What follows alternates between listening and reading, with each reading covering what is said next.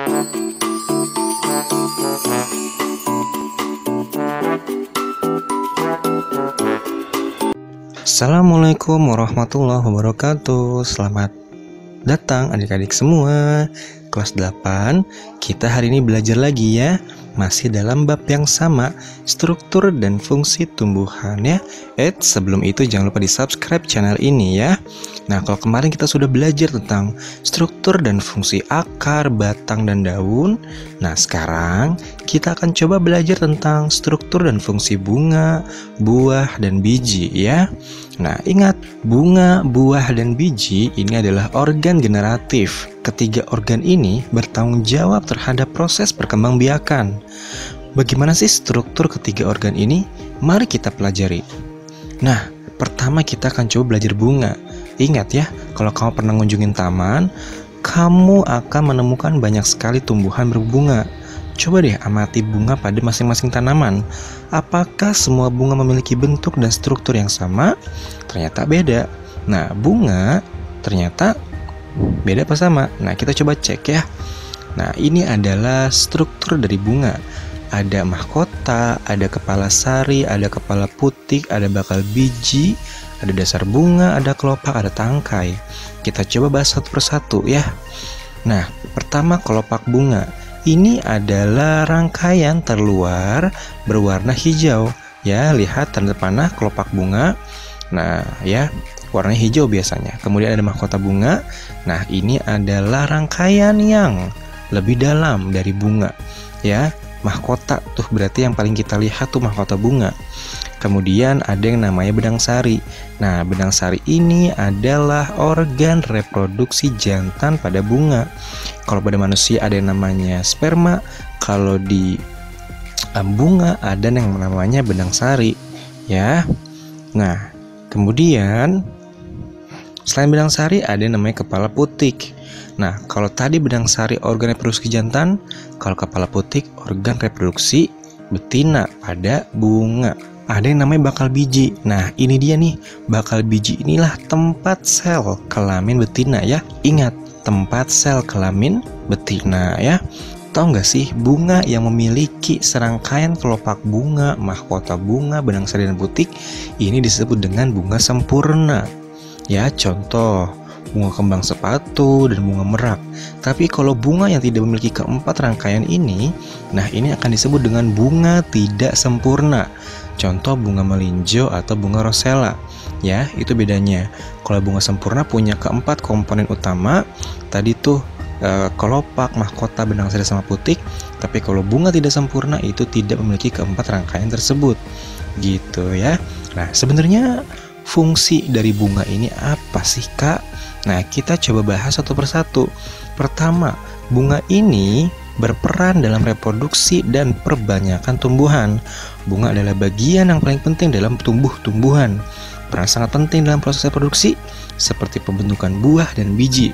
Nah, biji yang berkecambah akan menjadi individu baru. Gitu. Kedua, ada yang namanya nilai keindahan.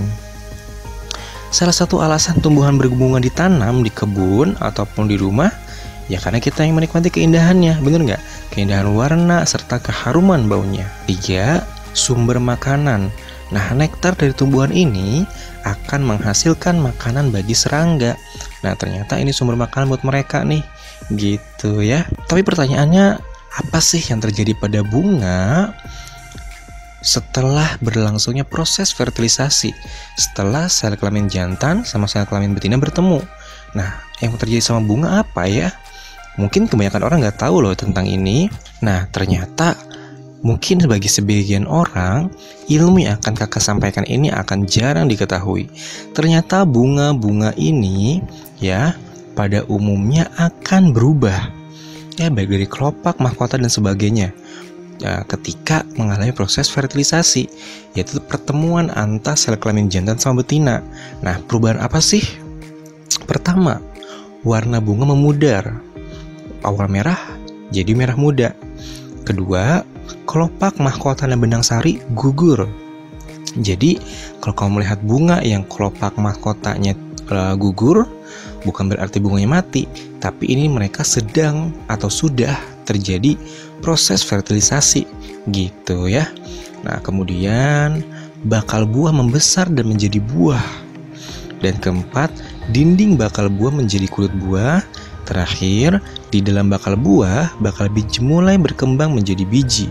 Nah, itulah 5 poin yang terjadi pada bunga ketika setelah terjadi proses fertilisasi gitu. Nah, ini sekilas tentang bunga. Sekarang kita akan coba belajar buah dan biji ya, struktur dan fungsi buah dan biji. Pertama, buah dulu.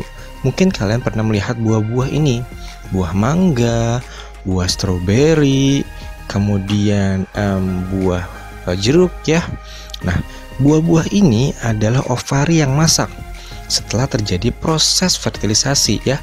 Jadi buah ini sebenarnya hasil dari proses fertilisasi antara benang sari sama putik.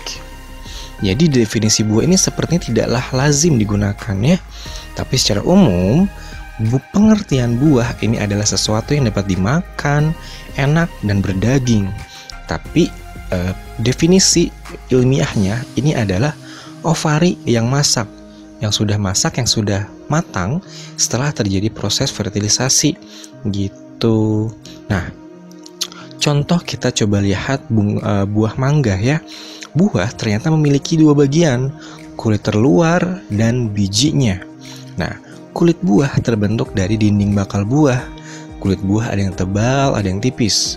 Kulit buah dapat berupa kulit kering seperti kacang kapri atau berdaging seperti tomat dan pepaya. Nah, kita coba lihat bagian-bagian pada buah mangga.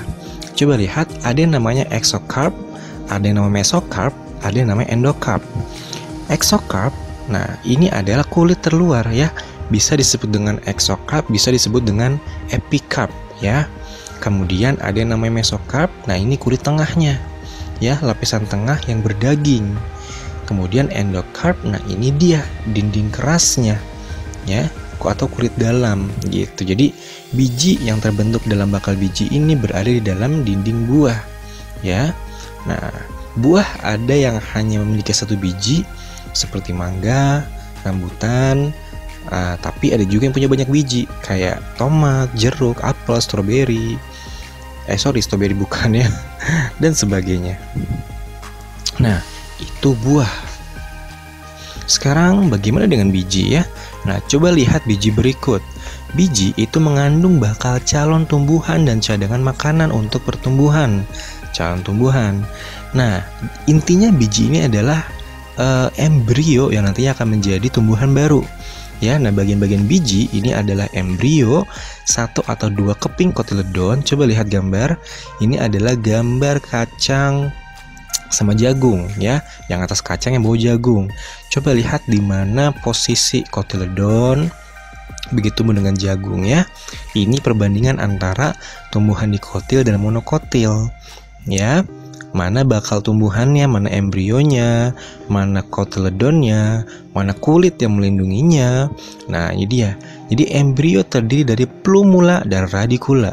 Cek, plumulanya mana, radiculanya mana. Nah, ini dia embrionya.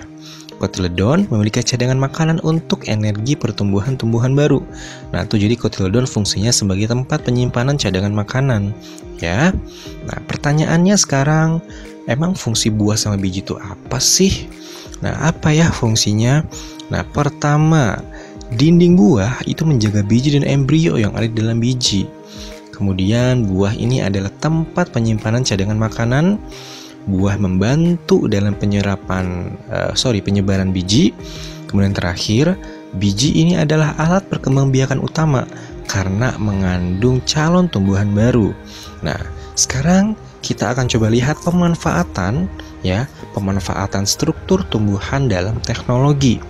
Pernah nggak sih kamu mengamati benda-benda di sekitar kamu dan menyadari bahwa beberapa benda ini memiliki bentuk dan struktur yang terilhami dari alam? Nah, jika kamu amati pesawat terbang, kamu pasti menyadari akan kemiripan bentuk pesawat terbang dengan burung yang masing-masing memiliki sayap dan dapat terbang, benar nggak? Nah, ternyata beberapa benda di sekitar kita memang dikembangkan dan dibuat berdasarkan ide yang berasalkan dari alam, baik tumbuhan dan hewan. Nah, apa saja sih? Contoh, struktur akar. Akar Ini adalah bagian tumbuhan yang berperan dalam penyerapan zat hara dan air dari dalam tanah. Selain itu, akar juga berperan dalam menegakkan tumbuhan. Akar mencengkeram tanah sehingga tumbuhan tidak mudah tumbang atau terbang karena tertiup angin. Nah, ternyata struktur akar mengilhami terciptanya pondasi bangunan. Pondasi bangunan ini adalah bagian bangunan yang berada dalam tanah. Pondasi membuat bangunan tetap berdiri kokoh di atas tanah ya. Nah, pondasi ini dibuat dari rangka besi yang dicor ya, dari rangka besi yang dicor dengan semen dan batu kerikil dalam tanah. Nah, kalau kamu perhatikan fungsinya itu sama sebagai pengokoh ya, agar si pohon atau si bangunan tidak rubuh. Oke. Nah, itu dia satu yang terilhami dari tumbuhan. Kemudian kalau kita lihat dari struktur sel tumbuhan ya, coba kamu lihat. Apakah kau pernah mengamati pekerja bangunan yang sedang menyusun batu bata? Pekerja bangunan ini menyusun batu bata dengan berselang-seling. Mereka tidak menyusunnya lurus dengan batu bata yang ada di bawah dan di atas. Kalau kita amati, menyerupai apakah susunan batu bata ini? Nah, kenapa batu bata disusun seperti itu? Ternyata susunan batu bata ini terilhami dari susunan sel epidermis pada tumbuhan. Nah, sel-sel epidermis ini tersusun berselang-seling dan rapat. Jadi dapat melindungi sel-sel bagian dalam dari lingkungan luar. Dengan susunan ini, masing-masing sel epidermis akan saling mendukung atau mengapit sel yang ada di atasnya. Nah, jika sel tersusun lurus tidak berselang-seling, pasti sel epidermis akan mudah melepas dari lapisannya, ya. Nah, begitupun dengan batu bata. Masing-masing batu diapit oleh batu bata yang ada di atas dan di sampingnya, karena masing-masing batu bata memiliki gaya dorong dan gaya tekan, sehingga terbentuk susunan yang kompak dan kokoh. Ya, seandainya susunan batu bata hanya ditumpuk berjajar, seragam atau asal tumpuk, pasti tumpukan batu bata akan mudah goyah. Sama seperti sel epidermis, ya. Nah, itu dia. Satu lagi yang terilhami dari struktur tumbuhan. Kemudian sekarang dari struktur daun. Daun ini adalah bagian tumbuhan yang berperan dalam proses fotosintesis.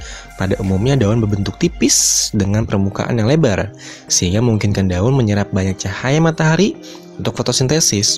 Tahu nggak sih? Ternyata struktur daun ini mengilhami struktur panel surya yang dapat mengubah energi cahaya matahari jadi energi listrik. Nah, panel surya ini berbentuk lembaran silikon yang tipis dan lebar, sehingga memungkinkan silikon dapat menyerap banyak cahaya matahari. Semakin banyak cahaya matahari yang diserap, semakin banyak pula energi listrik yang dihasilkan. Nah, yang terakhir, struktur akar penyokong. Nah, coba deh kamu lihat pohon beringin. Pohon beringin yang sudah tua sering memiliki akar-akar penyokong, yaitu akar yang tumbuh dari cabang batangnya dan tumbuh ke bawah. Akar ini berperan sebagai pilar dan penyokong cabangnya yang besar dan berat. Struktur akar penyokong pada pohon beringin mengilhami penggunaan pilar dalam bangunan. Nah, coba lihat. Nah, ini adalah pilar-pilar yang menyokong atau menyangga bagian atap atau kubah bangunan yang besar. Nah, beberapa contoh di atas ini adalah sebagian kecil dari bentuk pemanfaatan struktur tumbuhan sebagai model atau ide dalam pengembangan teknologi. Nah, ternyata alam di sekitar kita diciptakan untuk dapat dimanfaatkan dengan sebaik-baiknya ya. Jadi jaga alam kita dengan baik. Oke, sekian materinya. Nah, ini materi sudah lengkap ya. Kemarin sudah belajar tentang batang, akar, dan daun. Hari ini kita sudah belajar tentang bunga, buah, dan biji. Nah, nanti next kita akan belajar bab baru ya. Nah, sekian dari kakak. Kalau ada yang ingin tanyakan, boleh langsung di kolom komentar ya. Nah, silakan di-share video ini agar teman-teman kamu bisa menerima manfaatnya ya. Sekian, jangan lupa di-share, di-like, di-subscribe, dibunyikan lonceng notifikasinya ya. Assalamualaikum warahmatullahi wabarakatuh.